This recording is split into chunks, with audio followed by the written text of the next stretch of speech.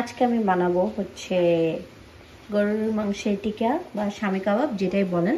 তো এটার জন্য আমি সোক করে রেখেছি বুটের ডাল,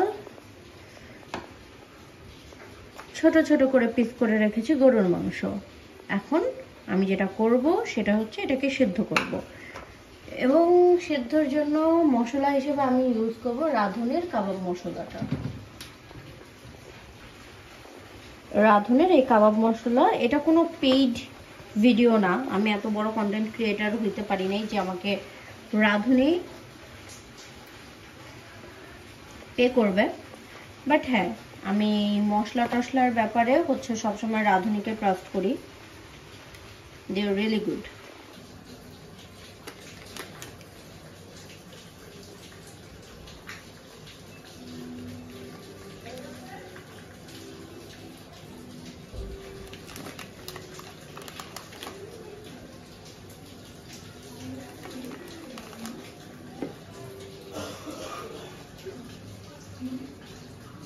টোটাল এতগুলা হচ্ছে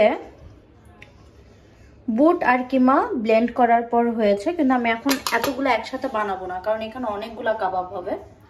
এর থেকে আমি একটা পোর্শন নিয়ে হচ্ছে এখন কাবাব বানাবো।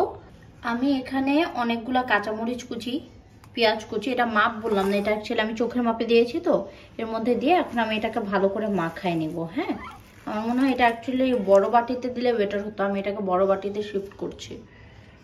সো আমি এতটুকু পরিমাণ হচ্ছে টোটাল নিয়ে নিয়েছি কাবাব, মানে অ্যাকচুয়ালি কাবাবের যে এই জিনিসটা, মাংস আর বুটের যে মিক্সটা উইথ পেঁয়াজ কাঁচামরিচ and everything.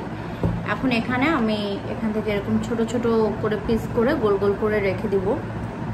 Sorry since I don't have any tripod and anything, কারণ আমি প্রফেশনাল কন্টেন্ট ক্রিয়েটর না। তো এর জন্য হচ্ছে আমি এক হাতে ধরে হচ্ছে এক হাতে ক্যামেরা ধরে রেখেছি অ্যান্ড এক হাতে বসে বসে কাবাব বানাচ্ছে। অ্যান্ড ইউ ক্যান সি এই যে এরকম এক হাতেই এটা আপনার হয়ে যাবে, এরকম ছোট্ট ছোট্ট পিস আপনি এরকম করে করে রাখবেন। তো আমার ওয়ান্স এগুলো পুরো সবগুলো বানানো হয়ে যাবে, তখন হচ্ছে আমি কি করব, ভাজবো। ঠিক আছে,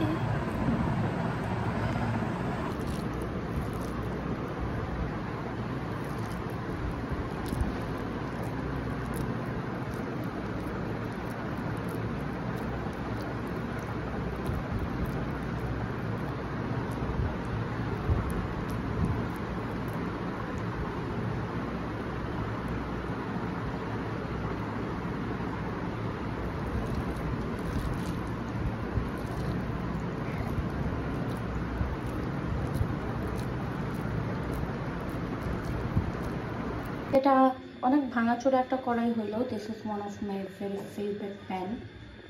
থাকে না কিছু শেফ স্পেশাল প্যান, যেটা যত পুরানি হোক মানুষ ফেলতে চায় না। This is my self special pan.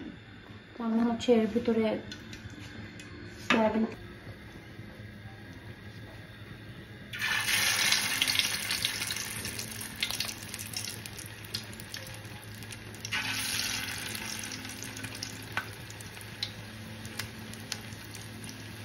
আমি প্রথম দুটাই ভাজি, ভেজে যেহেতু